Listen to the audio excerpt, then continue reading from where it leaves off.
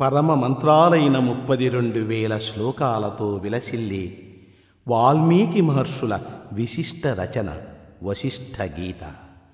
దీనిని యోగవాసిష్టమని, మోక్షోపాయమని వ్యవహరిస్తారు.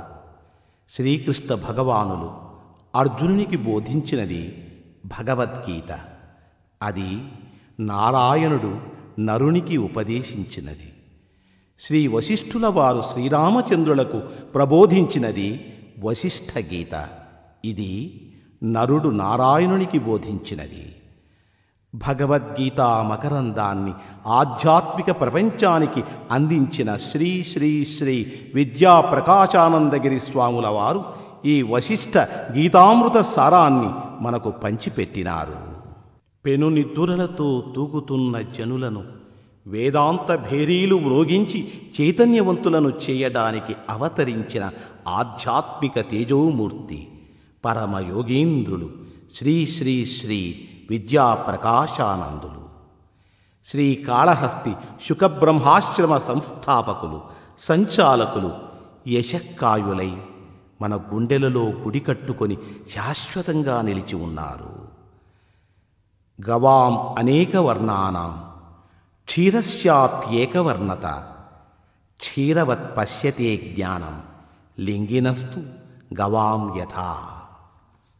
గోవులు అనేక రంగులతో ఆకారాలతో ఉన్నప్పటికీ వాని పాలు ఒకే విధంగా ఉంటాయి. మానవులు అనేక రకాలుగా ఉన్నప్పటికీ జ్ఞానం అందరిలో ఒకటిగానే ఉంటుంది. ఈ వశిష్ఠ గీతా సారాంశమిది. రఘుకుల గురుదేవులు వశిష్ఠుల వారు రఘుకుల తిలకులు శ్రీరామచంద్రులకు బోధించిన జ్ఞానసుధ. శ్రీ శ్రీ శ్రీ విద్యాప్రకాశానందుల వచస్సుధ. కర్తృభ్యో వంశ ఋషిభ్యో మహద్భ్యో నమో గురుభ్యః. ఓం మంగళం గురుదేవాయ మహనీయ గుణాత్మనే సర్వలోకశరణ్యాయ సాధురూపాయ మంగళం. హరి ఓం. హే శివ శంకర నమామి శంకర, శివ శంకర శంభో. హే శివ శంకర నమామి శంకర, శివ శంకర శంభో. హే గిరిజాపతి భవాని శంకర, భవాని శంకర, శివ శంకర శంభో. హే గిరిజాపతి భవాని శంకర, భవాని శంకర, శివ శంకర శంభో. నమామి శంకర భవాని శంకర, ఉమామహేశ్వర తవ చరణం. హే శివ శంకర నమామి శంకర, శివ శంకర శంభో. హే గిరిజాపతి భవాని శంకర, భవాని శంకర, శివ శంకర శంభో. నమామి శంకర భవాని శంకర, ఉమామహేశ్వర తవ చరణం. హే శివ శంకర నమామి శంకర, శివ శంకర శంభో. హే గిరిజాపతి భవాని శంకర, భవాని శంకర, శివ శంకర శంభో. నమామి శంకర భవాని శంకర ఉమా మహేశ్వర తవ చరణం కరుణానిధే గోవింద.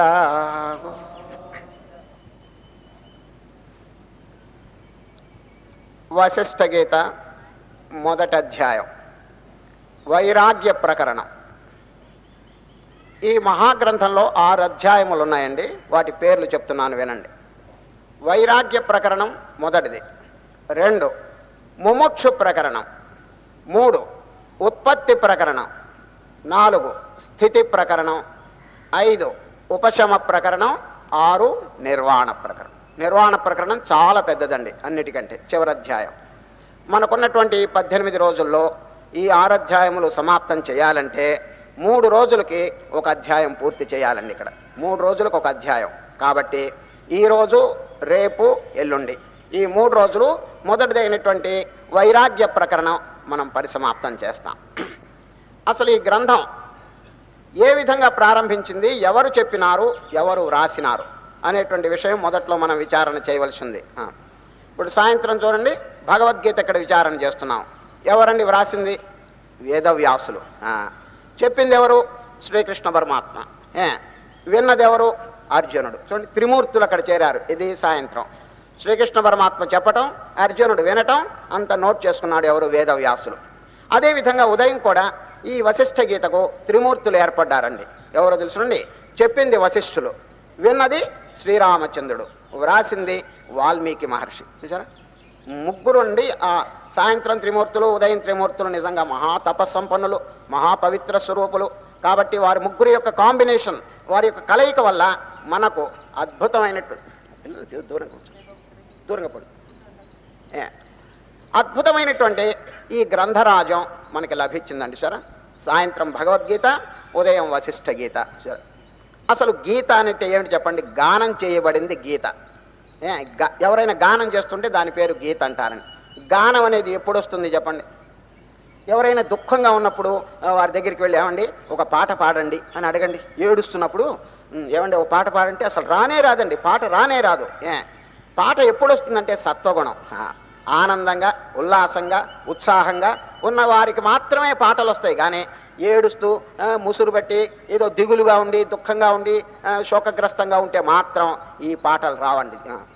మీరు ట్రై చేయండి. ఎప్పుడైనా మీకు దుఃఖంగా ఉన్నప్పుడు ఒక పాట పాడాలని ట్రై చేయండి. అసాధ్యం అండి, రాదు. సత్వగుణంలోనే అది వస్తుందండి. ఇప్పుడు ఎవడైనా కూని రాగం తీసుకుంటూ పోతుంటాడు దారిలో, ఏదో రాగం, వాడు మంచి సత్వగుణంలో ఉన్నాడనమాట. వాడికి దిగులుగా ఉంటే అసలు మాటే రాదండి నోటెంబడి. అదేవిధంగా శ్రీకృష్ణ పరమాత్మ ఎటువంటి టైంలో గానం చేశాడో తెలుసండి? పక్కనే ఒక ఆయన ఏడుస్తూ కూర్చున్నాడండి. చూడండి, అర్జునుడు ఏడుపు, వీరికేమో ఆనందం. తమువాచ హృషికేశ ప్రహసన్నివ భారత అంటారు. ఈరోజు అధ్యాయం, ఈరోజు రేపు వస్తుందండి సాంఖ్యయోగం. తమువాచ హృషికేశ ప్రహసన్. ప్రహసన్ అంటే ఏమిటి? హసన్ అంటే నవ్వటం, అంటే ప్రకర్షణ. ఊపిరి తిరగకుండా వీరికి నవ్వు వస్తున్నదండి, కడుపు ఉబ్బిపోతుంది. ఎవరికి? శ్రీకృష్ణ పరమాత్మ నవ్వుతో. వీరికి అశ్రుపూర్ణ కులేక్షణం, కంటి వెంట ధారధారగా నీళ్లు పడుతున్నాయి, గాంధీవం జారిపోయింది. ఈ ప్రకారంగా వీరు ఏడుస్తున్నారు, దుఃఖపడుతున్నారు, విషాదం. చూడండి, వీరికి వినోదం. చూడండి, వీరికి విషాదం, వీరికి వినోదం, ఆనందంలో పొంగిపోతున్నారు. కారణం ఏమిటి తెలుసండి? ఉన్న విషయం యథార్థంగా వీరికి తెలుసు, ఎవరికి? గురువు గారికి. అందుచేత వారికి ఏడుపు ఎందుకు వస్తుందండి? ఆనంద స్వరూపులైనటువంటి వారు. ఈ అర్జునుడి కంటే అసలు స్వరూపం తెలియలేదు, అందుచేత విషాదం వచ్చింది. కనుక ఇప్పుడు వశిష్ఠుల వారు చక్కని గానం, గీత, వశిష్ఠ గీత ఎవరికి చెప్పినారు? శ్రీరామచంద్రుడి కండి. వారి వయస్సు నిన్నటి దినం చెప్పినాను సాయంత్రం 16 సంవత్సరములండి. 16 సంవత్సరముల బాల్యకాలం. ఆ టైంలో వశిష్ఠ మహర్షి గారు చక్కని హితోపదేశం చేస్తున్నారండి. ఆ సందర్భం ఏమిటో ఇప్పుడే చెప్తాను. ఏ ప్రకారంగా ఇది ఉపక్రమించింది? పర్వతం మీదండి, ఒకానొక పర్వతం మీద ఒక అప్సరస స్త్రీ ఉన్నదండి. అప్సరస స్త్రీ ఆకాశ మార్గం గుండా ఒక దేవదూత వెళుతున్నాడండి, ఎక్కడికో దేవదూత. ఈ అమ్మగారికి సందేహం కలిగింది, ఎవరు వీరు, ఎక్కడికి వెళ్తున్నారని ఆ దేవదూతను ప్రశ్నించింది. ఎవరండి? ఒక పర్వతం మీద ఉన్నటువంటి అప్సరస స్త్రీ. ఏమండి మీరు ఎవరు, ఎక్కడి నుంచి బయలుదేరారు, తిరిగి ఎక్కడికి వెళ్ళబోతున్నారు అని అడిగింది. ఆ దేవదూత సమాధానం చెప్తున్నాడు, అమ్మా ఈ భూలోకంలో ఒక మహానుభావుడు, మహా చక్రవర్తి, రాజాధిరాజు చక్కగా రాజ్య పరిపాలన చేస్తూ అన్నీ వదిలిపెట్టి ఏకాంతంలో ఆ వైరాగ్యం కలిగి ధ్యానం చేసుకుంటున్నాడు. వారి యొక్క ధ్యానం చూచి ఇంద్రుడు గారు వీరికి సరి అయినటువంటి వైరాగ్యం ఉన్నదా లేదా పరీక్షించాలని చెప్పి అనుకుని అనేకమైనటువంటి స్వర్గభోగములన్నీ నా ద్వారా వారికి అందజేయాలని చెప్పి పంపించినారు. అనేకమైన స్వర్గ వైభవాలు, అక్కడ ఉన్నటువంటి వైభవాలన్నీ ఈ దేవదూతకిచ్చి, ఇది అరిష్టనేయ మహారాజు అక్కడ ఏకాంతంలో తపస్సు చేస్తున్నాడు, వైరాగ్యం కలిగి వారికి అందజేయండి అన్నాడు. ఈ దేవదూత అక్కడికి వెళ్ళాడు. ఎక్కడికి? ఆ రాజుగారు తపస్సు చేస్తున్నారు. చూడండి, పూర్వం అండి మహారాజులు ఎందుకు రాజ్యం వదిలిపెట్టాలి? కొంచెం ఆలోచించండి. బుద్ధుడు చూడండి, రాజ్యం వదిలిపెట్టి ఏకాంతమునికి వెళ్ళాడంటే అక్కడ ఉన్నటువంటి రాజ్య సుఖం కంటే ఇక్కడ ఏకాంతంలో సుఖం గొప్పదిగా ఉండాలి. కామన్ సెన్స్ కలిగిన వాడు ఒక చక్కని ఆనందకరమైన వస్తువుని ఎప్పుడు వదలడండి. మరి రాజ్యం వదిలిపెట్టాడంటే బుద్ధుడు అంటే ఏం ఆలోచన చేశాడు? దీనికంటే ఒక హయ్యెస్ట్, ఒక సుపీరియర్ పొజిషన్, ఆనందం, బ్లిస్, ఆ ఆనందం కోసం వెళ్ళాడండి. అది సరే. ఇక్కడ ప్రపంచంలో కూడా ఆనందం లేదా అని మీరు అడగచ్చు. ఉన్నదండి, but it is a reflected happiness. It is not the original happiness but reflected happiness. ప్రతిబింబ సుఖం, ఇంద్రియముల ద్వారా ప్రతిబింబించినటువంటి విషయ సుఖం, ఇది ఇంద్రియ సుఖం అండి. జంతువులు కూడా అనుభవిస్తాయి. చూచారా, పశువులకు కూడా ఆ సుఖాలు ఉన్నాయండి. కేవలం మానవుడికి అని చెప్పి అనుకోవద్దండి.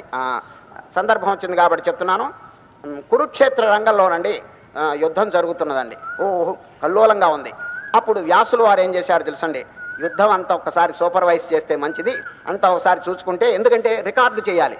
వ్యాసులు వారండి రికార్డు చేసినాడు. అక్కడ జరిగిందంత మహాభారతం చూడండి. భీష్మ పర్వంలో ఈ యుద్ధం గీతోపదేశం జరిగిందండి. అప్పుడు వ్యాసులు వారు అంత యుద్ధరంగం అంతా ఒకసారి పర్యవేక్షణ చేస్తుంటే ఒక దారి అండి, ఒక రోడ్డు, ఆ రోడ్డు మీద పోతున్నాడండి. ఎవరు? వ్యాసులు వారు. దూరంగా ఒక పురుగండి, చిన్న ఇన్సెక్ట్ ఇట క్రాస్ చేసిందండి. రోడ్డుకి అడ్డంగా పరిగెత్తుతున్నది, మంచి వేగంతో పోతున్నది. వ్యాసులు వారికి సందేహం కలిగి, ఇంత స్పీడ్గా పోవటానికి కారణం ఏమిటి పురుగు అని ఆ పురుగు దగ్గరికి వెళ్ళి దానికి మాట్లాడేటువంటి శక్తిని ప్రసాదించి, ఓ పురుగు గారు, ఏ అంత కంగారు, ఏ అంత తొందర మీకు అని అడిగాడండి. ఎవరు? వ్యాసులు వారు. మహాప్రభువు, మీకు తెలియందే ఉంది, భూమి వణికిపోతున్నది, ఒక రథం ఈ మార్గం గుండా రాబోతున్నది రథం, అంచేత భూమి అంతా అదురుతున్నది. ఆ రథం రాకముందే నేను రోడ్డు తప్పించుకుని, దారి తప్పించుకుని పోవాలి. నేను కనుక కొంచెం నిదానంగా పోయినానా ఆ రథం యొక్క చక్రముల కింద పడి నాశనం అయిపోతాను. కాబట్టి నా ప్రాణ సంరక్షణ కోసం నేను వేగంగా పోతున్నానని ఆ పురుగు చెబితే వ్యాసులు వారు అడిగారు, ఓ పురుగు గారు, పెద్ద పెద్ద ప్రాణులకి ప్రాణం మీద తీపి ఉంటుంది, ఏదో మాబోటి మనుషులకో లేకపోతే ఇంకా ఇతరమైన పెద్ద ప్రాణులకో, మరి నువ్వు ఇంత చిన్న పురుగు కదా, నీకు కూడా ప్రాణం మీద అంత తీపా అని అడిగాడండి. ఎవరు? వ్యాసులు వారు. స్వామి, మీ మానవులకి ఎన్ని సుఖాలు ఉంటాయో మా జంతువులకు కూడా అన్ని సుఖాలు ఉన్నాయి. మీరు ఏ విధంగా పెళ్ళిళ్ళు చేసుకుంటారో మాకు కూడా పెళ్ళిళ్ళు, పిల్లలు, సంతానం అంతా ఉన్నది.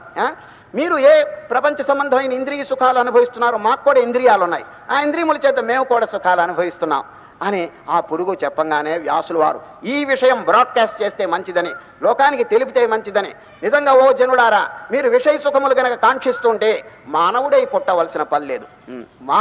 మానవత్వం అంత పెద్ద మానవ జన్మ మీకు అవసరం లేదు. విషయ సుఖములు కావాలంటే ఇదిగో పురుగు, క్రిమికీటకాదులు, జంతువులు, ఇతరమైనటువంటి ప్రాణులు కూడా ఆ సుఖాలు ఉన్నాయి. వాటికి వివాహాలు, వాటికి సంతానం, వాటికి తిండి, వాటికి అన్ని నిద్ర, అన్ని సుఖాలు వాటికి కూడా ఉన్నాయి. ఇక మానవుడుగా జన్మించవలసినటువంటి స్పెషాలిటీ, ప్రత్యేకత ఎందుకు అని వ్యాసులు వారు.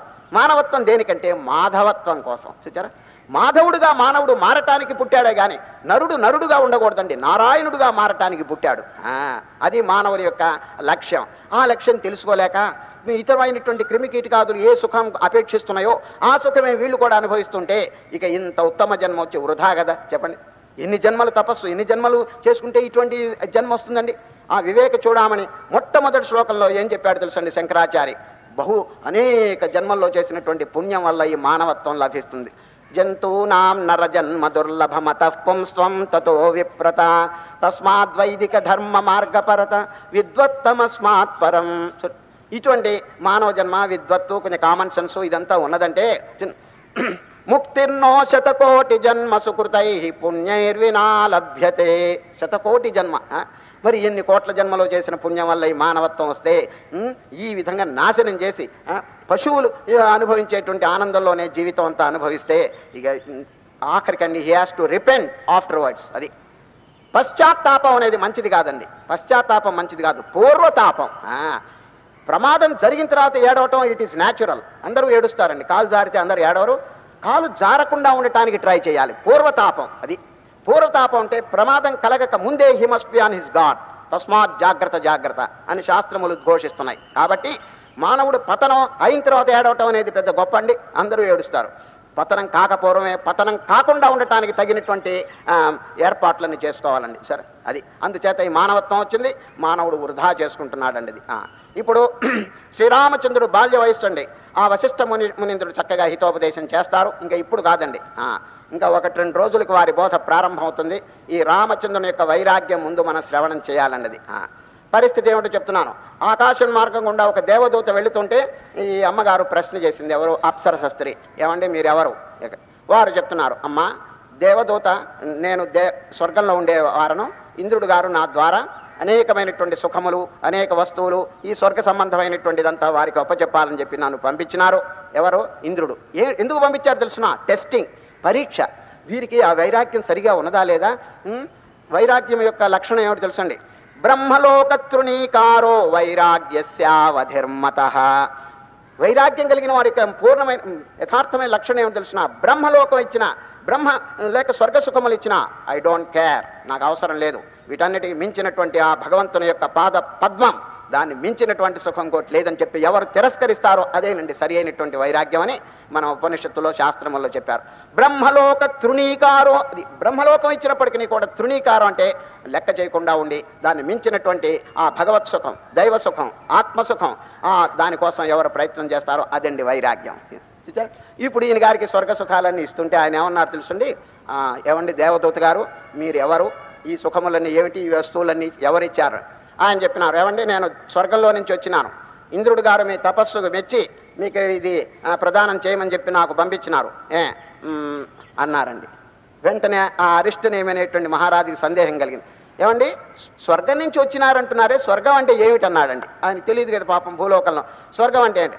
స్వామి, ఈ భూలోకం ఎట్లా ఉందో అది ఒక లోకం అండి.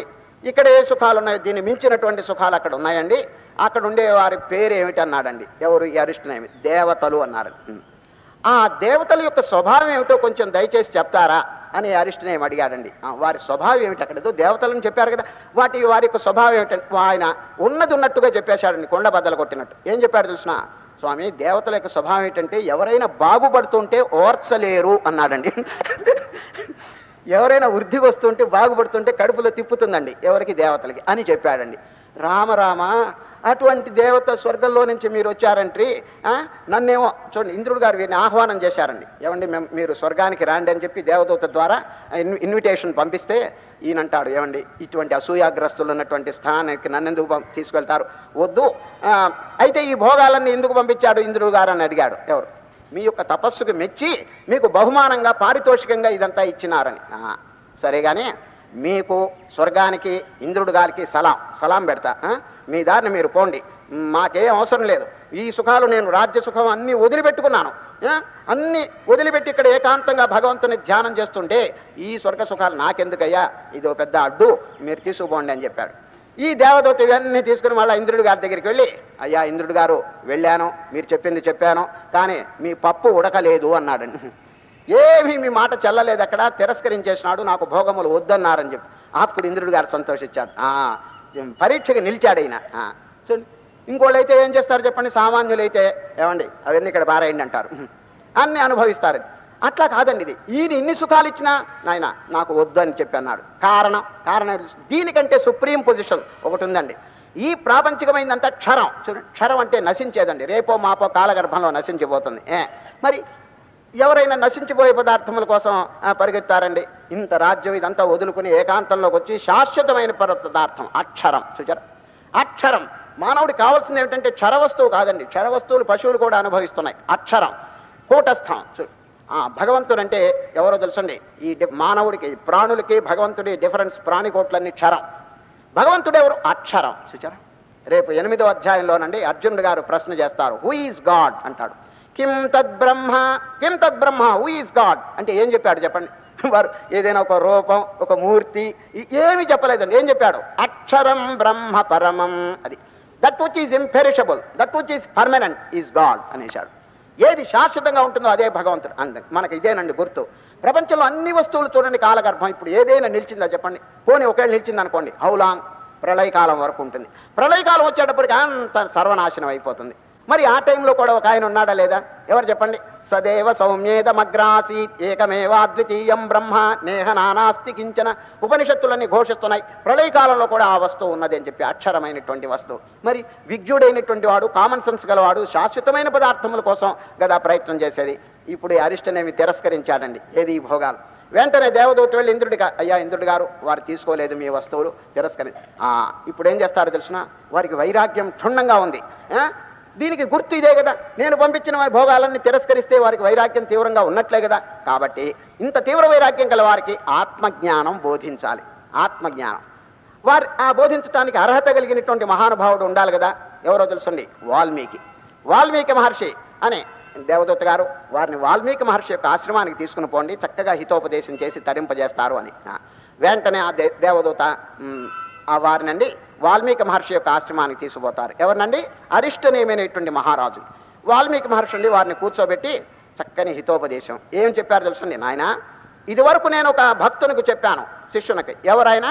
భరద్వాజుడు అనేటువంటి భక్తునకు నేను ఈ యోగ వాసిష్టం చూడండి 32,000 శ్లోకములతో కూడిన అద్భుతమైనటువంటి వేదాంతం, ఆధ్యాత్మిక ఇది నేను ఇదివరకు బోధించాను. దానినే తిరిగి నీకు రిపీట్ చేస్తున్నాను. చూడండి, ఓ అరిష్ణే మహారాజు, నేను కొత్తగా ఏం చెప్పటం లేదు. ఇదివరకు భరద్వాజుడు అనేటువంటి శిష్యునికి చెప్పినాను, దాన్ని ఇప్పుడు మళ్ళీ మీకు చెప్తున్నాను అని చక్కగా ఈ ఆధ్యాత్మిక బోధ ప్రారంభం చేస్తారండి. ఇది అర్థమైందండి పొజిషన్. ఇప్పుడు మనం ఎక్కడున్నామంటే ఆ వాల్మీకి మహర్షి అరిష్టనే మహారాజుకి ఈ యోగ వాసిష్టం యొక్క బోధ అంతా చక్కగా చెప్తున్నారండి. ఏమని చెప్తున్నారు తెలుసండి? దశరథుడు అనేటువంటి మహారాజు గారు ఉన్నారు. ఆ దశరథ మహారాజుకి సంతానం లేదు. పుత్రకామేష్టి యాగం చేసి ఏదో సంతానం కలిగించుకున్నారు. ఆ తర్వాత వీరు చక్కగా సంతానం పెరుగుతున్నారు. ఎవరు? రామచంద్రుడు, లక్ష్మణుడు, భరతుడు, శత్రుఘ్నుడు, నలుగురు. వీరందరూ చక్కగా వయస్సు వీరికి పెరుగుతున్నది. కొంతకాలమునకండి 16 ఏళ్ళు, రామచంద్రునికి 16 సంవత్సరములు వచ్చిన టైంలోనండి విశ్వామిత్ర మునీంద్రుడు అకస్మాత్తుగా ఈ దశరథుని యొక్క ఆస్థానమునకు వస్తాడండి. విశ్వామిత్ర మునీంద్రుడు వారు అడుగు పెట్టారు, దశరథుని యొక్క భవనంలో అడుగు పెట్టారు. దశరథ మహారాజు వచ్చి, ఆహా, ఎటువంటి మహానుభావుడు నా ఇంట్లో పాదం పెట్టారు, వారి పాద ధూళి చేత తరతరములు కూడా తరించిపోతారు కదా, ఇటువంటి మహానుభావులు సామాన్యంగా వస్తారా అని రాగానే అర్ఘ్యపాద్యములతో పాదములు కడిగి ఆ తీర్థం శిరస్సు మీద చల్లుకుని ఉన్నతమైనటువంటి ఆసనం మీద విశ్వామిత్రుని కూర్చోబెట్టి ఇక సంభాషణ. చూడండి, అయ్యా మహానుభావ, తమరు ఏదో ఉద్దేశం చేత ఇక్కడికి వచ్చుంటారు. ఏ అభిలాషతో మీరు ఇక్కడికి వచ్చినారో, ఏ ఉద్దేశంతో ఇక్కడికి వచ్చినారో దాన్ని నేను తప్పకుండా నెరవేరుస్తాను అని ఆనందంలో చెప్పేశాడండి. ముందుగా వాగ్దానం చేశాడు. ఎవరు? దశరథ మహారాజు. ఓ విశ్వామిత్ర మునీంద్ర, మీరు నా ఆస్థానంలో అడుగు పెట్టారు. ఏ అభిలాషతో, ఏ ఉద్దేశంతో, అభిప్రాయంతో ఇక్కడికి వచ్చినారో దాన్ని నేను తప్పకుండా నెరవేరుస్తాను. ఫలాందని తెలియదండి, కానీ ముందుగా వాగ్దానం చేశాడు. ఇక చూడండి, ఆ విశ్వామిత్రుడు, నేను ఎందుకు వచ్చినానంటే, నేను యాగం చేసుకుంటున్నాను ఏకాంతంలో, ఈ రాక్షసులంతా కూడా విఘ్నాలు కలుగు చేస్తున్నారు. కాబట్టి మీ కుమారుడైనటువంటి శ్రీరామచంద్రుడిని నాకు కొంచెం సహాయంగా ఇస్తే, వారు నేను తపస్సు చేసుకుంటుంటాను, యజ్ఞం చక్కగా ఆచరించుకుంటుంటాను, వారు రాక్షసుల్ని దూరంగా తరివేస్తారు. అందుచేత మీ కుమారుణ్ణి పంపించమని. ఈ విషయం అంతా మీకు తెలుసు కదండి, రామాయణంలో ఉంది. వెంటనే దశరథుల వారికి కంగారు పుట్టేసిందండి. అది లేక లేక పిల్లల్ని తెచ్చుకున్నాడు కదండి. ఎవరు? దశరథ మహారాజు. ఇదివరకు సంతానం. అందులో జ్యేష్ఠపుత్రుడైనటువంటి శ్రీరామచంద్రుని మీద ఎక్కువ వాత్సల్యం ఉందండి. మరి అటువంటి వారిని రాక్షసుల దగ్గరికి అంత చిన్న వయసులో, 16 ఏళ్ల వయసులో ఎవరైనా పంపిస్తారా? పంపించకూడదని అనుకున్నాడు. అయితే ముందుగా వాగ్దానం చేశాడు కదా, మీరు వచ్చిన పని నేను నెరవేరుస్తానని. ఈ డోలాయమాన పరిస్థితిలో నుండి అవస్థ పడుతున్నాడు. ఎవరు? ఈ దశరథ మహారాజు. పక్కనే వశిష్ఠులు వారు ఉన్నారండి. వశిష్ఠులు వారికి అన్నీ తెలుసండి. గమనించినారు, దశరథుని యొక్క మనస్సు డోలాయమానంగా ఉంది, తాను వాగ్దానం చేసిన దాన్ని భంగం చేసేటట్టుగా ఆయన ప్రవర్తించబోతాడు అని తెలుసుకుని, దశరథ మహారాజు గారు యథా రాజా తథా ప్రజ, రాజులు ఆదర్శం నెలకొల్పకపోతే ప్రజలు ఏమైనా బాగుపడతారా? మీ వంటి మహారాజులు చేసినటువంటి వాగ్దానమును కనుక ధిక్కరిస్తే, ఉల్లంఘిస్తే ఇక ప్రజలు ఏమైపోతారు? కాబట్టి మీరు ఏ వాగ్దానం చేసినారో అది నెరవేర్చండి. మీరు ఏ మాట ఇచ్చినారో వారికి మీ అభిలాష నెరవేరుస్తామని ఇప్పుడు వారు అడిగినప్పుడు నెరవేర్చండి, అంతేగాని తటపటాయించవద్దు అనేప్పటికీ దశరథ రామచంద్రుడు ఎప్పుడు రాక్షసుల దగ్గర ఓడిపోయేటువంటి వారు కాదు. అనేక మందిని అవతార ఉద్దేశం కూడా అదే. కాబట్టి మీరేం భయపడవద్దు, రామచంద్రుని ధైర్యంగా పంపించండి అని వశిష్ఠుల వారు సలహా ఇస్తే, వెంటనే రామచంద్రుని కబురు చేస్తాడండి. ఎవరు? దశరథ మహారాజు. ఒక దూతను పంపించి రామచంద్రుని కబురు చేస్తాడు అక్కడ ఆస్థానం. రామచంద్రుడు ఏ పరిస్థితిలో ఉన్నారు తెలుసండి? తీర్థయాత్రలన్నీ, వారి వయస్సు జ్ఞాపకం పెట్టుకోండి, 16 years, 16 సంవత్సరములండి. తీర్థయాత్రలన్నీ తిరిగి ఇంటికి వచ్చాడండి. అప్పుడే ఎవరు? రామచంద్రుడు. మనస్సులో ఒక మార్పు వచ్చేసిందండి, ఒక పరిణామం వచ్చేసిందండి. ఏం పరిణామం ఇప్పుడే మీరు వినబోతారు. ఈ 3 రోజులు కూడా రామచంద్రుని యొక్క హృదయం ఎట్లా ఉందో మీరు వినబోతారు. ఆ రామచంద్రుడు ఏదో ఆలోచిస్తున్నాడండి. ఒక మూల కూర్చున్నాడు, రాజ్య కార్యములన్నీ వదిలిపెట్టాడు. ఇక భోజనం దాని గురించి ఏమి చింతన చేయటల్లా. చూడండి, తీవ్రమైనటువంటి జిజ్ఞాస కలిగితే, ముముక్షుత్వం కలిగితే ఇక ప్రపంచ వస్తువుల మీద వ్యామోహం ఉండదండి వారికి. రామచంద్రునికండి వైరాగ్యం కలిగిపోయింది. ఈ ప్రపంచ వస్తువులన్నీ ఒకసారి చూచాడు. ఆఖరికి ఒక సిద్ధాంతం తేలిపోయింది. ఏమిటి తెలిసిన? యదృశ్యం తన్నశ్యం. ఏది కనిపిస్తుందో అదంతా నశించిపోతుంటే సౌఖ్యం ఎక్కడుంది? పూర్ణమైనటువంటి ఆనందం ఎక్కడుంది తెలుసండి? క్షణికమైన పదార్థంలో ఎప్పుడు ఉండదండి. పర్మనెంట్ శాశ్వతమైన వస్తువులో ఆనందం ఉంటుందే కానీ చూడండి, రేపో మాపో నశించిపోతుంటే దాంట్లో ఏమైనా సుఖం ఉంటుందా చెప్పండి. ఈ రామచంద్రునికి వైరాగ్యం కలిగి ప్రపంచ వస్తువులన్నీ ఈ ప్రకారంగా నశించిపోతుంటే ఏది శాశ్వతం అనే విషయం వారికి సందేహం వచ్చిందండి. అది తెలుసుకోవాలనే కుతూహలంతో ఒక మూల కూర్చుని ఆలోచిస్తూ కూర్చున్నాడు. ఎవరు? రామచంద్రుడు. సరిగా ఆ టైంలో దూత వచ్చాడు. ఏమండి, మీ నాయనగారు కబురు చేశారు. వెంటనే రామచంద్రుడు ఆస్థానము. అక్కడ ఎవరున్నారు తెలుసండి? వశిష్ఠ మహర్షి గారు ఉన్నారు, ఎవరు? విశ్వామిత్రుడు ఉన్నారు, దశరథుడు ఉన్నారు. ఈ ముగ్గురికి కూడా నమస్కారం చేస్తాడండి. ఎవరు? రామచంద్రుడు. వెంటనే విశ్వామిత్రుడు వారి ముఖం చూచినాడు. చూస్తే ఎట్లా ఉంది తెలిసిన? శోకగ్రస్తంగా ఉంది, ఏదో చింతాకులంగా ఉంది. వెంటనే ప్రశ్న, రామచంద్ర, రాజాధిరాజు యొక్క పెద్ద కుమారుడై ఉండి ఈ విధంగా దిగులుతో ఉండవలసిన పని ఏమిటి? ఆహ్లాదంగా సంతోషంగా ఉండొచ్చు కదా, ఉల్లాసంగా. మీ ముఖం చూసేటప్పటికి ఏదో మీకు దిగులుగా ఉందని చెప్పి అనుకున్నాడండి. ఎవరైనండి, ముఖమే తెలుపుతుందండి వారి హృదయం ఎట్లా ఉందో, ముఖం తెలుపుతుంది. ఇంగ్లీష్లో face is the index of the mind అంటారు. Face is the index of the mind. మనస్సు ఏ విధంగా ఉందో ముఖంలోనే ప్రతిబింబిస్తుందండి. ఇప్పుడు రామచంద్రుడు ఏదో చింతలో ఉన్నాడండి, ఆలోచనలో. ముఖం ఒక రకంగా ఉంది. వెంటనే విశ్వామిత్రుడు గమనించి ఈ ప్రశ్న అడుగుతాడు, రామచంద్ర, ఏమింత దిగులుగా శోకగ్రస్తంగా ఉండటానికి కారణం ఏమిటి అని అడుగుతాడు. ఇక రామచంద్రుడు జవాబు చెప్తాడండి. అది ఈ 3 రోజులు మనం విచారణ చేయబోయే వైరాగ్య ప్రకరణం ఏమిటంటే, విశ్వామిత్రుని యొక్క ప్రశ్నను పురస్కరించుకుని శ్రీరామచంద్రుడు చక్కని అనుభవం, తన యొక్క అనుభవాన్ని ఈ వైరాగ్య సంబంధమైంది. ఇది తప్పక తెలుసుకోవాలండి. ఎందుకంటే మోక్షం అని కలవరిస్తారు కానీ గ్రౌండ్ ప్రిపరేషన్ లేకపోతే ఎట్లాగండి? ఇప్పుడు మొలక ఎప్పుడు వస్తుంది చెప్పండి? దున్నకపోతే విత్తనం కఠినమైనటువంటి చోట్లో పెడితే వస్తుందండి? ఒక చిన్న విత్తనం తీసుకెళ్ళి సిమెంట్ నేల మీద పెట్టండి, మొలక వస్తుందా? లేదు. రేగడి మట్టి బాగా దున్నినటువంటి దాంట్లో కనుక పెడితే వెంటనే మొలక వస్తుంది. అందరూ నాకు మోక్షం అనే ఫలం కావాలని చెప్పి ఆపేక్షిస్తుంటారే కానీ ఆ క్షేత్రముని శుద్ధంగా చేసుకున్నారా అనేది ఆలోచించరండి. నాకు మోక్షం కావాలను అంటాడు. చూడండి, పుణ్యస్య ఫలమిచ్చంతి. ప్రతివారు పుణ్యము యొక్క ఫలం ఏమిటి చెప్పండి? సుఖం. పుణ్యము యొక్క ఫలం ఏమిటంటే సుఖం. పాపం యొక్క ఫలం ఏమిటి చెప్పండి? దుఃఖం. చూచారు, శాస్త్రంలో ఏం చెప్పారంటే ప్రతివారు నాకు సుఖం కావాలి అని కోరుకుంటారటండి. పుణ్యస్య ఫలమిచ్చంతి. పుణ్యస్య ఫలం అంటే ఏమిటి చెప్పండి? సుఖం. నాకు సుఖం కావాలని కోరుతారే కానీ పుణ్యం నేచ్చంతి మానవా. నేను పుణ్యం మాత్రం చేయను, పుణ్యఫలమైన సుఖం మాత్రం నాకు రావాలను. ఏమండి, వస్తుందా చెప్పండి? పుణ్యం చేయకపోతే ఆ పుణ్యఫలమైన సుఖం ఎట్లా వస్తుందండి? లోకుల యొక్క స్వభావం వర్ణిస్తున్నాడు శాస్త్రంలో. పుణ్యస్య ఫలమిచ్చంతి పుణ్యం నేచ్చంతి మానవా న పాప ఫలమిచ్చంతి పాపం కుర్వంతి యత్నతః. పాపం యొక్క ఫలమైన దుఃఖం కోరటం లేదు కానీ ప్రయత్నపూర్వకంగా పాపం చేస్తున్నారు. ఈ విధమైనటువంటి పరిస్థితిలో మానవుడికి ఆనందం ఎప్పుడు కలుగుతుంది చెప్పండి? అది అందువల్ల శ్రీరామచంద్రుడు చక్కగా చింతన చేస్తూ వైరాగ్య భావంతో కూడి ఉన్నారు. ఈ విశ్వామిత్రుడు ప్రశ్న చేసినారో చక్కగా ఆ వైరాగ్యం అనేటువంటిది. వైరాగ్యం అంటే ఏమిటి తెలుసండి? దున్నారనమాట. క్షేత్రమును బాగా దున్నితే అది వైరాగ్యం అండి. జ్ఞానం అంటే ఏమిటి తెలుసిన? బీజం, విత్తనం అనేటువంటిదండి. ఆ విత్తనం కనుక పెడితే ఎప్పుడు అన్ని నేలలో కాదండి, బాగా దున్ని ఎరువేసినటువంటి నేలలో కనుక విత్తనం పెడితే ఫలం ఏం ఫలం తెలుసిన? మోక్ష ఫలం వెంటనే వస్తుందండి. అట్లా కాకుండా కొందరు సిమెంట్ నేల మీద, గట్టి నేల మీద కనుక విత్తనాలు పెడుతున్నారండి చాలామంది. ఏమి లాభం లేదు, ఎన్ని సంవత్సరములు అయినప్పటికీ అట్లాగే ఉంటుందండి. సరే, ఏమి రాదండి. కనుక మొట్టమొదటి మనం చేయవలసింది ఏమిటంటే మోక్షాన్ని కలవరించడం కాదు, ఆ మోక్షమునకు కారణమైనటువంటి చిత్తశుద్ధి, అంతఃకరణ నైర్మల్యం, అదండి అన్నిటికంటే చాలా ముఖ్యం. ఒక చోట కూర్చొని హౌ ఈజ్ మై సిచ్యువేషన్, నా పరిస్థితి ఎట్లా ఉంది, నా హృదయం ఏ విధంగా ఉంది, నా మనస్సులో ఏమైనా సంకల్పాలు, చెడ్డ సంకల్పాలు ఉన్నాయా, ఇదంతానండి చక్కగా చింతన. ఇదేనండి ధ్యానం అంటే. ఊరికే ముక్కు మూసుకుని జపమాలు చేసుకోవటం కాదు ధ్యానం అంటే.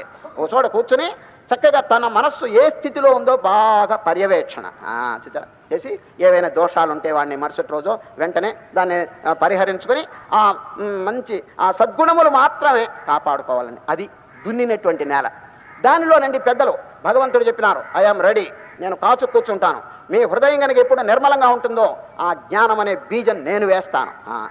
దదామి అంటాడు చూడండి భగవద్గీతలో, I shall give the power of discrimination. చూడండి, నిత్యానిత్య వివేకం నేను మీకు ప్రసాదిస్తాను, ప్లీజ్ ప్యూరిఫై యువర్ హార్ట్ అంటాడు భగవద్గీతలో 9వ అధ్యాయం అండి. ఏది ఏషాం త్వంతగతం పాపం జనానాం పుణ్యకర్మణాం తే ద్వంద్వమోహ నిర్ముక్తా భజంతే మాం దృఢవ్రతా తేషాం సతతయుక్తానాం భజతాం ప్రీతిపూర్వకం. అయినా అర్జున, ప్రీతిపూర్వకంగా ఎవరు నన్ను గూర్చి బాగా చక్కగా చింతన చేస్తున్నారో నేను కాచు కూర్చుని వారి హృదయంలో నేను ఏమిస్తాడు చెప్పండి, దదామి బుద్ధియోగం. బుద్ధియోగం అంటే జ్ఞాన విచారణ. ఇది అందరికీ ఉండదండి, కామన్ సెన్స్ అంటారు. ఏది నిత్యము ఏది అనిత్యము అనేటువంటిది ఆ జ్ఞానం అనేది అందరికీ కలగదండి. ఏమండి కలుగుతున్నదా? ఇప్పుడు ఈ ప్రపంచం కనిపిస్తున్నది, ఇది సత్యం అంటాడు, ఇట్ ఈస్ నాన్ సెన్స్, ఇది శుద్ధ తప్పండి. ఇది ఇంద్రియముల వల్ల కనిపిస్తున్నదే కానీ వాస్తవంగా ఇక్కడ ఏమీ లేదండి. ఇక్కడేమన్నా తెలిసిన సత్ చిత్త ఆనందం అంతే, ఫినిష్. అస్థి భాతి ప్రియ. అంతకుమించి ఇవంతా నామరూపాలన్నీ ఎవరు కల్పిస్తున్నారు? ఈ ఇంద్రియాలు, మనస్సు, బుద్ధి, ఇవన్నీ ఈ ఉపాధి ద్వారా చూస్తున్నావు కాబట్టి you are seeing this world. చూచారు, ఎదురుగుండా ఏముంది చెప్పండి, సచ్చిదానందం తప్ప ఇంకోటి ఏమీ లేదండి. ఈ ఉపాధిలో నుంచి చూడటం వల్ల ఈ విధంగా కనిపించింది. ఈ ఉపాధి ఇంకొక రకంగా ఉందనుకోండి, ఇప్పుడు పంది దానికి ఒక రకంగా కనిపిస్తుంది, గాడిద ఇంకొక రకంగా కనిపిస్తుంది, గొడ్లగోబ ఇప్పుడు మనకందరికీ ప్రకాశంగా ఉంది కదా, ఒక గొడ్లగోబని పిలుచురండి, లేక పిల్లిని పిలుచురండి, పిల్లి గారు ఎట్లా ఉంది ప్రపంచం అనండి. ఇప్పుడు ఏమంటుంది తెలుసిన, చీకటి అంధకార బంధురం. ఏమండి, మనకేమో ప్రకాశంగా కనిపించడం, పిల్లికేమో చీకటిగా కనిపించడం. కారణం ఏమిటి? ఆ ఉపాధి ఆ విధంగా ఉన్నది. సరే, ఆ ఉపాధిలోని చూస్తే జగత్ ఆ విధంగా కనిపిస్తుందండి. ఇదంతా కేవలం దీని ఇంద్రియముల వల్ల కల్పించినటువంటిది, మనస్సు వల్ల కల్పించిందే కానీ వాస్తవంగా ఇక్కడ ఏమన్నా తెలిసిన బ్రహ్మస్వరూపం. చూడండి, దృష్టిం జ్ఞానమయం కృత్వా పశ్యేద్ బ్రహ్మమయం జగత్. శంకరాచార్యులు, నీ దృష్టిని బాగు చేసుకోవయ్యా, ఎదురుగుండా అంతా పరమాత్మే కనిపిస్తాడు అంటాడు. చూడండి, ఈ దృష్టి కనుక మలినంగా ఉంటే ఆ ప్రకారమే మాలిన్యం అంతా కనిపిస్తుంది, నామరూపాలు కనిపిస్తాయండి. కనుక ఇప్పుడు మనం ఏం చేయాలి తెలుసండి, ప్రపంచాన్ని మార్చవలసిన పని లేదు, ఈ దృష్టిని మార్చుకోవాలి. చూచారా, ఈ దృష్టిని కనుక మార్చుకుని ఈ ఉపాధిలో నుంచి చూస్తున్నాడు కాబట్టి ఈ ప్రపంచం కనిపించింది.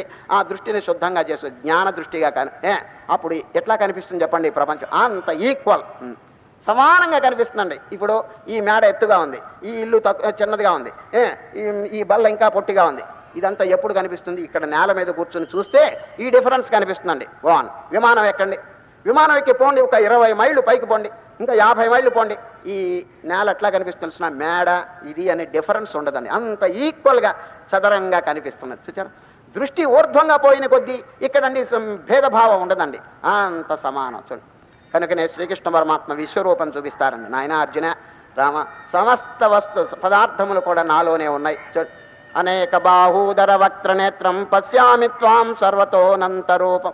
ఆ అనంతమైనటువంటి రూపంలో అన్నీ కూడా ఉన్నాయండి. ఈ దృష్టి అందరికి కలుగుతుందా? లేదు. వాడు వేరు, వీడు వేరు, ఆ జాతి వేరు, ఈ జాతి వేరు, ఈ విధంగా కొట్టు చేస్తున్నారండి. ఈ భేదం ఎందుకు వస్తుంది చెప్పండి? దృష్టి అండి, హ్రస్వ దృష్టి, అల్ప దృష్టి, లఘు దృష్టి అయిపోయిందండి. ఎందుకు? కింద నుంచి చూస్తున్నాడు, అజ్ఞాన దృష్టితో చూస్తున్నాడు అండి. కనుక మనం ఏం చేయాలి తెలుసు? దృష్టిని జ్ఞానమయంగా చేసుకోవాలి. ఆ జ్ఞానం ఎవరిస్తారు? I am ready to give you అన్నాడు. ఎవరు? భగవానుడు.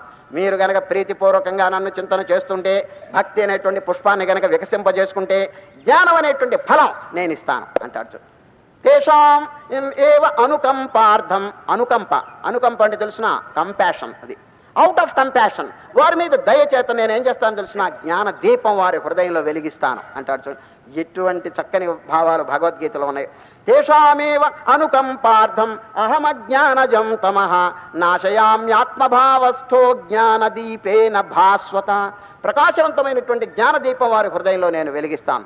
ఏమండి, ఎవరైనా దాని గురించి ప్రయత్నం చేస్తున్నారా? ప్రీతిపూర్వకంగా భగవంతుని ధ్యానం చేస్తున్నారా? లేదే. అనేక రకాలుగా ఏదో కొందరు లాంఛనంగా చేయటం, కొందరు ఏదో వాడు చేశాడని వీడు చేయటం, ఊరికే బయటికి ఏదో చేస్తున్నారే కానీ ఆ హృదయపూర్వకంగా చేసేవాళ్ళు చాలా అరుదండి.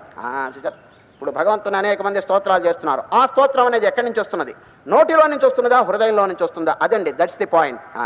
భగవంతుడు ఏం చూస్తాడో తెలుసండి, ఈ నోటి గుండా వచ్చేటువంటి దానికి అంత వాల్యూ ఇవ్వడండి. హృదయం, హార్దికం, హృదయపూర్వకమైనటువంటి చింతన, ధ్యానం మనకు ఎక్కువ ఇది ఇస్తారండి. కలకత్తాలోనండి ఒక దేవాలయం ఉంది, మీరు కూడా చూచుంటారు. ఈ కాళికా దేవాలయం, ఈ దక్షిణేశ్వరంలోనండి రామకృష్ణ పరమహంస గారు పూజ చేశారు చూడండి. అమ్మవారు పెద్ద దేవాలయం. అక్కడ విగ్రహం అమ్మవారిది ఎట్లా ఉంటుంది తెలుసండి? బ్రహ్మాండమైనటువంటి విగ్రహం, చాలా పెద్దదండి. ఏది? అమ్మవారు, దేవి, కాళికాదేవి. ఆ విగ్రహం దగ్గర అండి ప్రతిరోజు ఒక పూజారి పొద్దున్నే 6 గంటలకు వస్తారండి. వచ్చి నిర్మాల్యం అంటే ఏమిటి చెప్పండి? కిందటి రోజు పూజ చేసిన పత్రి ఇవన్నీ దూరంగా వేసి శుభ్రంగా కడిగి మళ్ళీ కొత్త పత్రి చేత పూజ చేస్తూ ఉంటాడు ఎవరు? పూజారి. ఒకనాడు ఉదయం 6 గంటలకి ఇట్లా ప్రారంభం చేశాడండి పూజ. ఇక చూడండి 6:30 అయ్యేటప్పటికి భక్తులు రావటం మొదలుపెట్టారు ఆ దేవాలయానికి. అనేక మంది భక్తులు వస్తూ ఆ తల్లి ఆ దేవికి దండం పెట్టి ఒకటే పాట అండి, ఒకటే స్తోత్రం. ఏమిటి తెలుసిన? దేవి జగజ్జనని తల్లి, ఈ సంసార కూపంలో పడి నానా బాధలు పొందుతున్నాం, మమ్మల్ని తప్పించండి, ఈ బాధల నుంచి మీలో ఐక్యం చేసుకోండి, మీలో లీనం చేసుకోండి, మాకు మోక్షం ప్రసాదించండి. ఈ విధంగా ప్రార్థన చేస్తున్నారండి. ఈ పూజారి గారు డైలీ వింటున్నాడండి రోకంటి పాట, ఇంకే మార్పు లేదండి. ప్రతిరోజు అమ్మ నీలో కలుపుకో, నీలో లీనం చేసుకో. వీరికి విసుగు పుట్టిందండి. ఏంటి వచ్చిన వాళ్ళంతా ఇదే ప్రార్థన, ఈ ప్రార్థన నోట్లో నుంచి వస్తున్నదా హృదయంలో నుంచి వస్తుందా పరీక్షించాలి అని ఒకనాడు పూజారి ఏం చేశాడు తెలుసండి? భక్తులు 6:30కి వస్తారండి. 6 గంటలకే ఈ నిర్మాల్యం అంతా తీసి ఈ పెద్ద విగ్రహం కదండి దీని వెనక దాక్కున్నాడండి ఎవరు? పూజారి. నక్కి కూర్చున్నాడు, కనిపించడండి, ఎందుకంటే విగ్రహం పెద్దది కాబట్టి. ఆ వెనక కూర్చున్న ఇక చూడండి 6:30కి భక్తులు రావటం మొదలుపెట్టారు. ఇక మామూలు రోకంటి పాట ఉంది కదండి. ఓ అమ్మ తల్లి జగజ్జనని నీలో లీనం చేసుకో, ఈ మేము బాధలు పడలేకుండా చేస్తున్నాం, ఈ సంసార కోపంలో పడి అమ్మ నీలో ఐక్యం చేసుకో, ఇట్లా ప్రార్థన చేస్తే ఆ పూజారి ఏమన్నాడు తెలుసండి? వెనక నుంచి సన్నగా కేక వేశాడు. ఓ భక్తులారా, ఎవరెవరు నాలో లీనం కావాలని చెప్పి అనుకుంటారో ఇప్పుడే విగ్రహానికి గనక దగ్గరగా వస్తే నాలో కలుపుకుంటాను అన్నాడండి వాడు.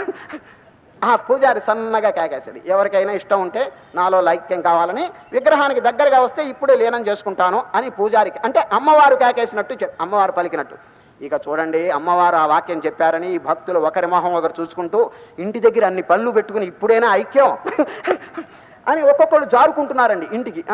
ఇంటి దగ్గర అన్ని పనులు పెట్టుకుని ఇంకా పిల్లకి పెళ్లి చేయలేదు, వాడికి ఏమో చదువు చెప్పలేదు, ఈ విధంగా ఇంటి గొడవలన్నీ జ్ఞాపకం వచ్చి ఎబ్బే ఇప్పుడైనా ఐక్యం అని చెప్పి అందరూ దగ్గరగా ఉంటే మళ్ళీ కలుపుకుంటుందేమో అమ్మగారు అని చెప్పి పారిపోయారండి. అందరూ వెళ్ళిపోయారు.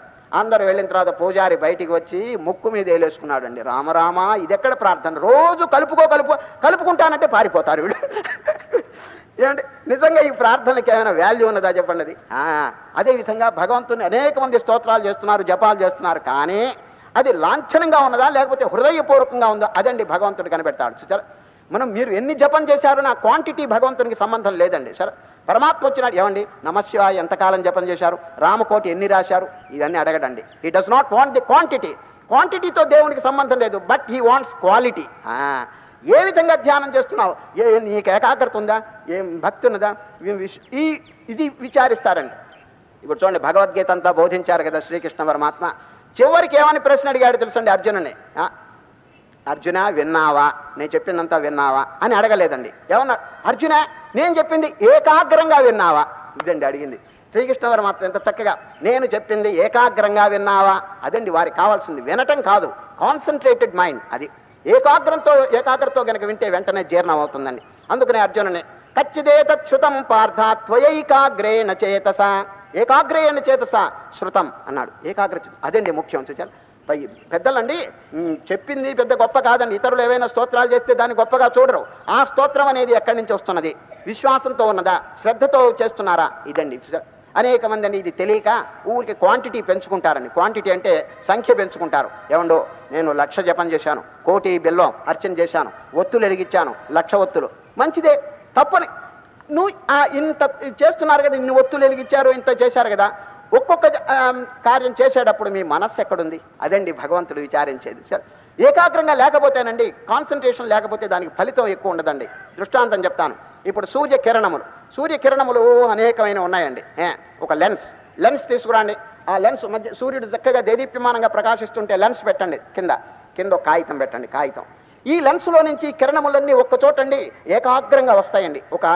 ఈ కింద కాగితం ఉంటుంది చూడండి, కాగితం మీద ఒక చుక్క పడుతుందండి ఆ వెలుతురు. ఆ కిరణములన్నీ ఒక్క చోట కేంద్రీభూతం. అప్పుడు ఏమవుతుంది తెలిసిన, ఒక్క నిమిషం కనుక కాగితం అట్లా ఉంచారా మండిపోతుందండి, కాగితం కాలిపోతుంది. ఇట్ విల్ బర్న్ అవే. ఈ బర్నింగ్ కెపాసిటీ కిరణాలకు ఉన్నదండి. కానీ ఈ విక్షేపం అనేకమైనటువంటి కిరణాలు వేరువేరుగా ఉండటం వల్ల వాటికి ఏకాగ్రత లేక కాల్చలేవండి. ఇప్పుడు సూర్యుని దగ్గర ఒక కాగితం పెడితే కాలదండి. ఈ లెన్స్లో నుంచి దూరంగా ఆ లెన్స్లో నుంచి ఒక చోట పడేటప్పటికి ఏమండి అది కాలిపోతుంది. అది ఆ కాలిపోయే శక్తి కిరణాలకు ఉన్నదండి. ఉన్నప్పటికీ ఏమి లాభం చెప్పండి, ఒక్క చోట ఏకాగ్రంగా లేవు అవి. అదేవిధంగా మనస్సు అండి పరిపరి విధములు ఈ ప్రపంచం మీద వ్యాపిస్తున్నదండి. ధ్యానం చేసేటప్పుడు ఏం చేయాలి తెలిసిన, అన్నిటిని ఒక్క చోట తీసుకురావాలండి. దాని పేరే ప్రత్యాహారం అంటారు. చూడండి, యమ నియమ ఆసన ప్రాణాయామ ప్రత్యాహారం. ప్రత్యాహారం అంటే విత్డ్రాయల్ ఆఫ్ ది సెన్సెస్. ఈ ఇంద్రియములు బహిర్ముఖంగా పోకుండానండి ఏకాగ్రంగా తీసుకురమ్మంటాడు ఎవరు, శ్రీకృష్ణ పరమాత్మ. రేపు 6వ అధ్యాయం వచ్చినప్పుడు అండి. సరే, యతో యతో నిశ్చరతి మనశ్చంచలమస్థిరం తతస్తతో నియమ్యైతదాత్మన్యేవ వశం నయేత్. ఓ అర్జున, ఎప్పుడెప్పుడు మనస్సు బహిర్ముఖంగా పోతుందో చక్కగా విచారణ చేసి వైరాగ్యంతో కూడి ఆ మనస్సును మళ్ళీ అంతర్ముఖంగా తీసుకురాండి అని శ్రీకృష్ణ పరమాత్మ 6వ అధ్యాయంలో చెప్తారు. కనుక ఇప్పుడు మనం విచారణ చేసేది ఏమిటండి, శ్రీరామచంద్రుని యొక్క అభిప్రాయం ఆ వైరాగ్యమును చక్కగా వెల్లడిస్తున్నారండి. ఎవరికి? విశ్వామిత్రుని ప్రశ్న చేశారు కాబట్టి వారితో. కానీ పక్కన ఎవరున్నారు చూసినా వశిష్ఠులు ఉన్నారు, దశరథ మహారాజు ఉన్నారు. ఏమండి, ఇంద్రేనా? కాదండి.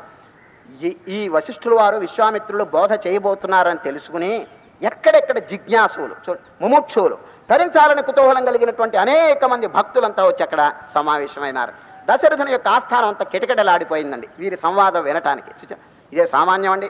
ఇప్పుడు తూర్పార పట్టాలంటే గాలి ఉండాలి కదండి. గాలి ఉన్నప్పుడు రైతులు బహు జాగ్రత్తగా ఉంటారు, గాలి ఉన్నప్పుడే తూర్పార పడతారండి, అప్పుడు చక్కగా జరుగుతుంది. అదేవిధంగా గాలి అంటే ఏమిటి? వశిష్ఠ మహర్షి అనే మహానుభావుడు దొరుకుతారా?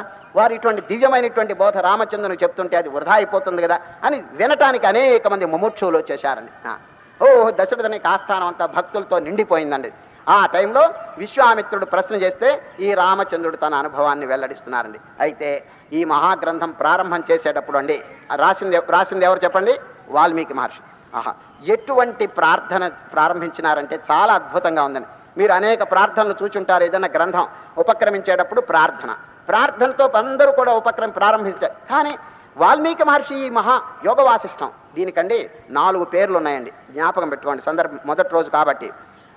యోగ వాసిష్టం అనేది ఒక పేరండి, వాసిష్ఠ మహారామాయణం ఇంకొక పేరండి, జ్ఞాన వాసిష్టం ఇంకొక పేరు, వశిష్ఠ గీత.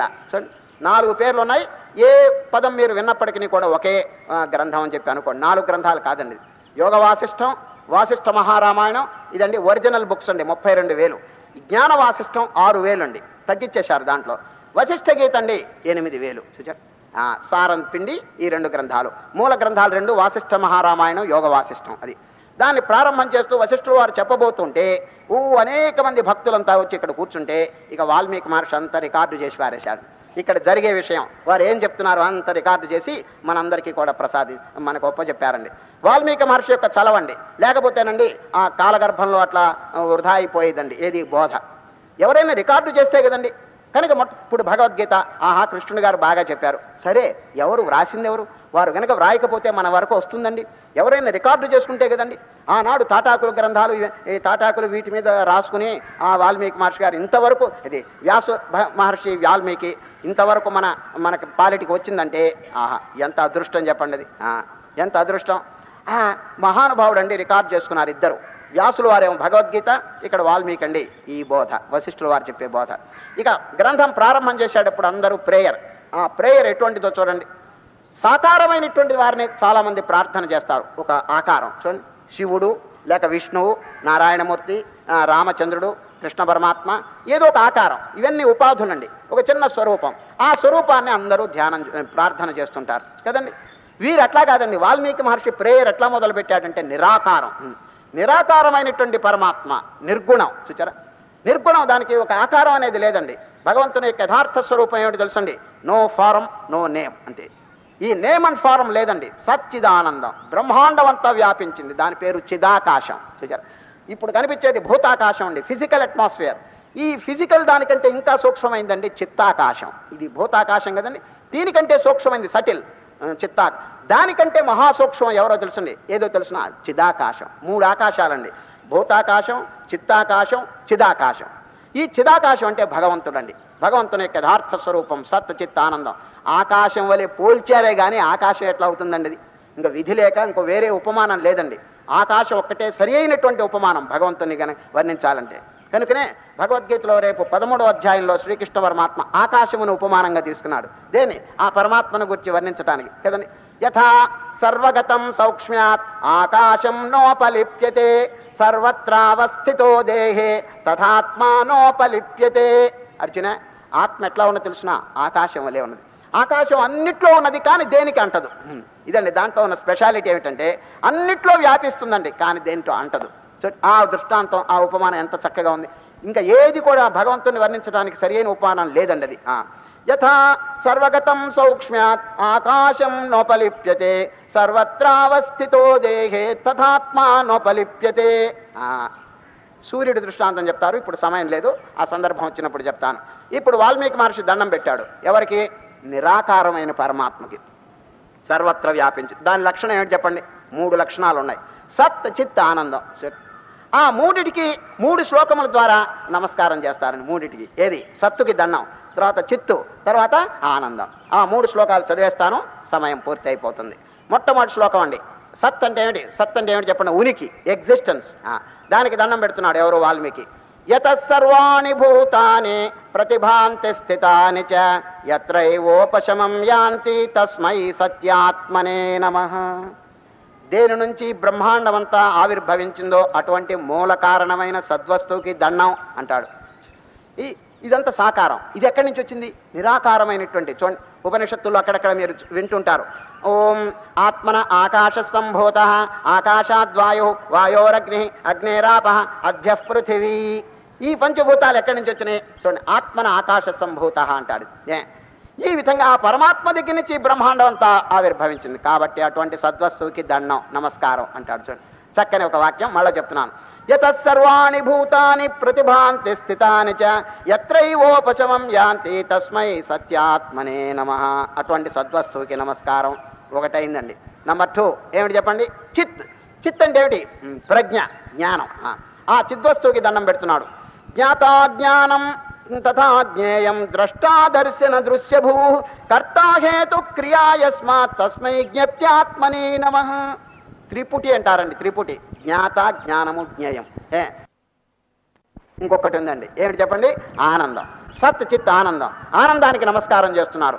స్ఫురంతి సీకరాయస్మాత్ ఆనందస్యాంబరే వనౌ సర్వేషాం జీవనం తస్మై బ్రహ్మానందాత్మనే నమః. సర్వేషాం జీవనం, అందరూ బతుకుతున్నారంటే దేనికోసం తెలిసిన? ఆనందం. లేదండి, చీమ వెళుతున్నది అడగండి. చీమగారు ఎక్కడికి ప్రయాణం అంటే ఎక్కడైనా బెల్లం కనిపిస్తుందేమో అని పోతున్నానండి. దానికి ఆనందం, ఆ సుఖం ఉన్నదండి. అది సరే, ఆ సుఖం లేకపోతే అసలు బతుకే భారంగా ఉంటుందండి. సరే, బతుకే భారం అయింది. ఇప్పుడు కూడా చూడండి, కొందరు ఏడుస్తూ కూర్చుంటారు. ఏమిటంటే సుఖం అనేది వాళ్ళకి రావటం లేదనమాట. అటువంటి వారు దుఃఖిస్తూ జీవితం అంతా భారంగా ఉంటుంది. కనుక సర్వేషాం జీవనం. ఆ ఆనందం ఎటువంటిదంటే ఈ రాజులు, చక్రవర్తులు, ఇంద్రుడు అనుభవించే ఆనందం, it is a drop in the mighty ocean. ఆ బ్రహ్మానందం అనేటువంటి సముద్రంలో ఈ చక్రవర్తులు అనుభవించే సుఖం ఒక బిందు అంటాడండి మన ఉపనిషత్తుల్లో, శాస్త్రాల్లో. చూడండి, అటువంటి బ్రహ్మానందమునకు నమస్కారం అంటాడు. అది పరమాత్మ యొక్క స్వరూపం అండి. అక్కడ గనక వెళితే ఇంకా రాజ్య సుఖాలు ఇవన్నీ ఒక లెక్కండి. ఇంద్రంచ మన్యతే రంకం అంటాడు శాస్త్రంలో. ఇంద్రుడు ఆ ఆనందాన్ని చూచి ఐఎమ్ ఏ బెగ్గర్. రంకం అంటే బెగ్గర్ అంటే భిక్షుకుడు.